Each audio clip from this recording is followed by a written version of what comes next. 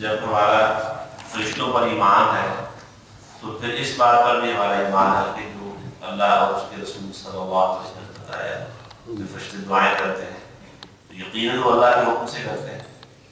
فرشتے بد دعائیں کرتے ہیں یقیناً وہ بھی اللہ کے حکم سے کرتے ہیں. تو فرشتے جو کام اللہ کے حکم سے کرتے ہیں پھر اس کا نتیجہ بھی نکلتا ہے. اگر وہ دعائیں کرتے ہیں تو اللہ معلوم کرتا ہے, اگر وہ بد دعائیں کرتے ہیں تو بد دعائیں قبول ہوتی ہے. اس لیے ہمیں ان اعمال کی طرف توجہ کرنی چاہیے جن سے فرشتوں کی دعائیں حاصل ہوتی ہیں.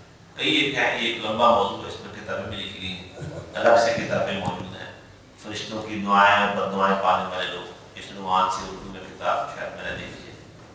تو ان میں سے ایک بات جو میں آپ کے سامنے رکھنا چاہتا ہوں, رسول اللہ صلی اللہ علیہ وسلم نے فرمایا ہے, حدیث میں ہے, یہ حدیث صحیح بخاری کی ہے کہ ہر روز صبح 2 فرشتے ہیں جن میں سے ایک فرشتہ اللہ سے دعا کرتا ہے صبح صبح, اللہم اعطی منفقا خلفا, اے اللہ جو تیرے راستے میں خرچ کرتا ہے تو اس کو اس کا عوض عطا فرما, اس کا بدلہ دے اس کو. یہ فرشتہ دعا کرتا ہے. اور دوسرا فرشتہ کہتا ہے اللہم اعطی ممسکا تلفا, اے اللہ جو کنجوسی کرتا ہے, ہاتھ دبا لی اس نے تیرے راستے میں خرچ کرنے سے, اس کا مال تلف کر دے. اس لیے اللہ تعالیٰ کے راستے میں خرچ کرنے سے, اور یہ نہیں کتنا, اللہ تعالیٰ جتنا انسان کو دیا ہوا ہے اللہ کو بھی پتہ ہی ہے, انسان کو بھی پتہ ہے, اپنی استعداد کا طاقت کا پتہ ہے میں کتنا دے سکتا ہوں, اتنا دینا چاہیے. اس لیے اللہ تعالیٰ کے راستے میں خرچ کریں گے. اور اس بارے میں یہ یہاں تک بھی حدیث قدسی میں یعنی فرشتہ دعا کرتا ہے کہ اللہ اس کو دے, دینے والے کو اور دے. تو ایک حدیث قدسی میں آتا ہے کہ اللہ تعالیٰ ابن آدم سے کہتا ہے اے ابن آدم انفق علیک, خرچ کرنا میری راہ میں جو میں نے دیا ہوا اس میں سے میں تجھ پہ خرچ کروں گا. اللہ کا اپنا پتہ.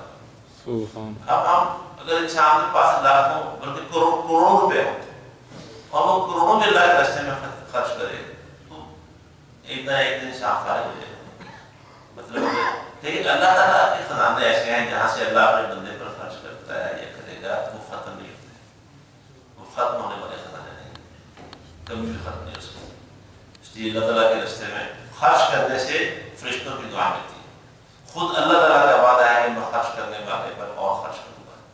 قرآن مجید میں بھی یہ آیت موجود ہے کہ وَمَا أَنفَقْتُم مِّن شَيْءٍ فَهُوَ يُخْلِفُهُ, جو بھی تم خرچ کرو گے اللہ اس کا عوض عطا فرمائے.